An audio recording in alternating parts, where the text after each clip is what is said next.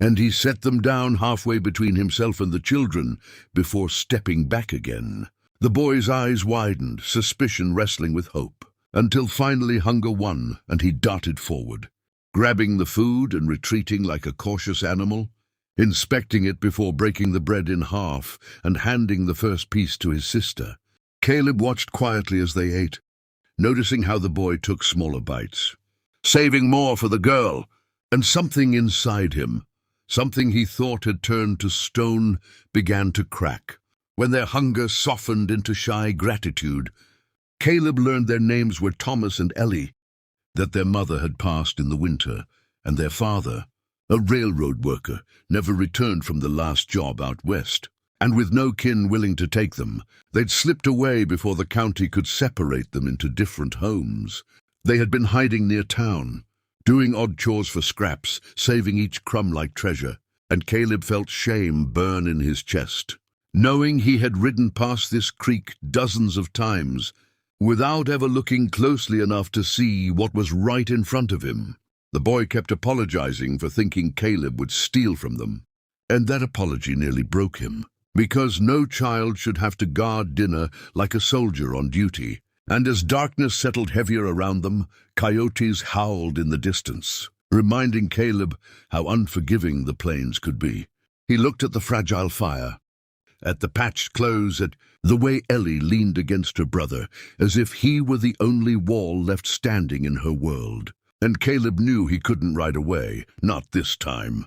Not again, because sometimes the Lord doesn't shout. He whispers through the trembling voice of a hungry child. So Caleb cleared his throat and offered them something he hadn't offered anyone in years. A place at his ranch, a roof that didn't leak, real beds, warm meals, and work honest enough to keep dignity intact, promising they would stay together no matter what.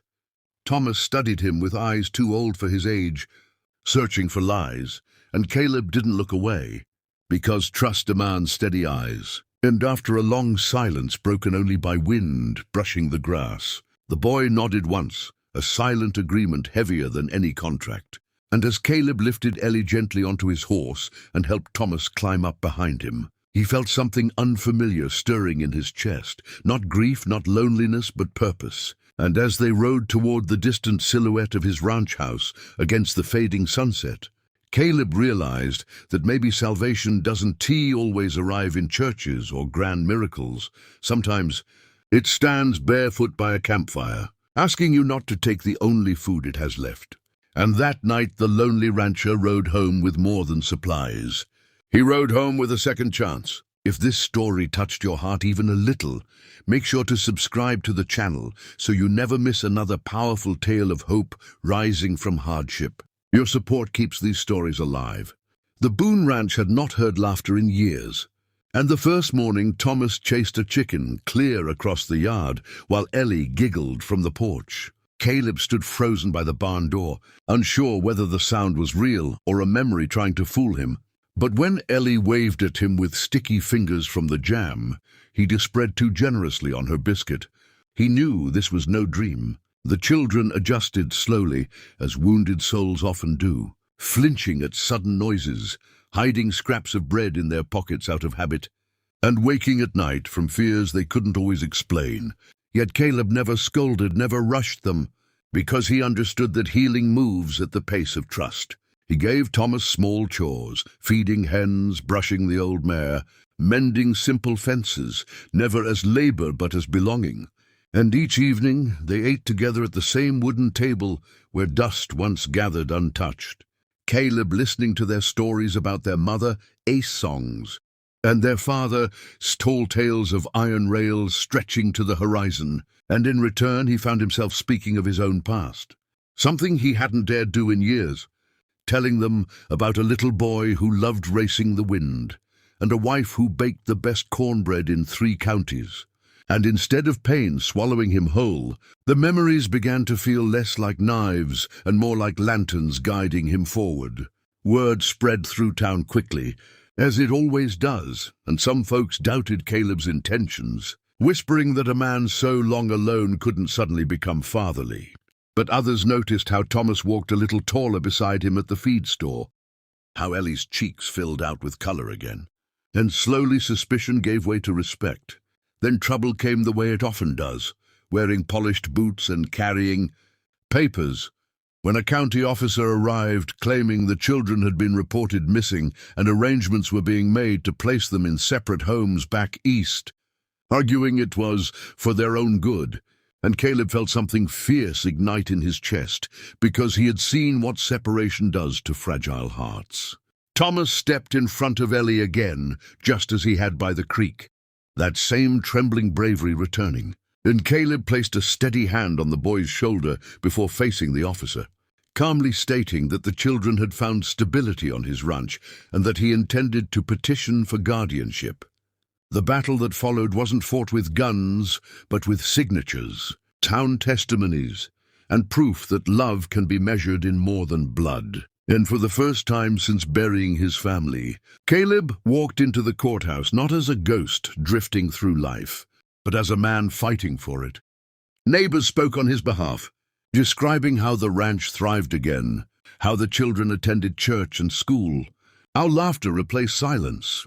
And when Thomas was asked privately where he wished to live, he answered without hesitation, "With the rancher who didn't take our food," a sentence so simple yet so powerful it hushed the entire room.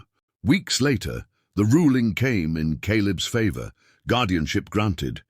And when he returned home that day, Ellie ran into his arms while Thomas tried to act grown but couldn't hide his grin. And under a sky painted gold by sunset, Caleb realized loneliness had not been cured by forgetting the past, but by opening space for new love to grow beside it. Seasons changed, crops rotated, cattle multiplied, and the Boone Ranch became known not for its silence, but for its resilience. And sometimes at supper, Caleb would catch Thomas saving the last biscuit for Ellie out of habit. Only now there was always more on the table, always enough. One evening, as wind rustled through the fields, Thomas looked up and asked why Caleb had helped them that night by the creek, and the rancher thought long before answering, admitting that he almost rode away. That fear of hurting again nearly won. But a brave little boy, plea, had reminded him that pain can either close a heart or carve it wide enough to shelter others. And Thomas nodded thoughtfully, understanding more than his years suggested. From that day forward, Caleb never felt like the lonely rancher again, because purpose filled spaces grief once occupied.